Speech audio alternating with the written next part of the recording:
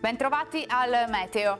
Aria fredda proveniente dalla Russia raggiungerà l'Italia. Il tempo sarà stabile, ma avremo un brusco calo termico sul nostro territorio. Vediamo la situazione nel dettaglio.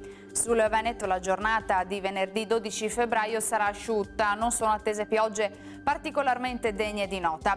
Il cielo però si presenterà piuttosto nuvoloso e coperto, anche se al pomeriggio non si escludono delle parentesi maggiormente soleggiate. Forte vento di bora sulla pianura e nelle aree costiere.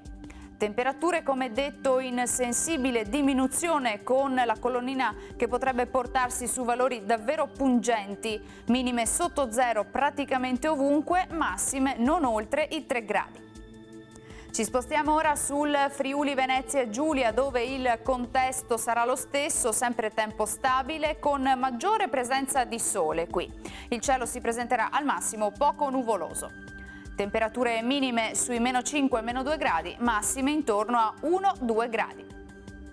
Uno sguardo infine al Trentino Alto Adige, dove la situazione sarà simile, con un ampio soleggiamento, salvo per locali addensamenti, ma saranno del tutto innocui.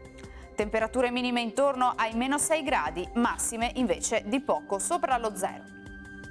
Dal meteo di Antena 3 per ora è tutto, grazie per l'attenzione e arrivederci al prossimo aggiornamento.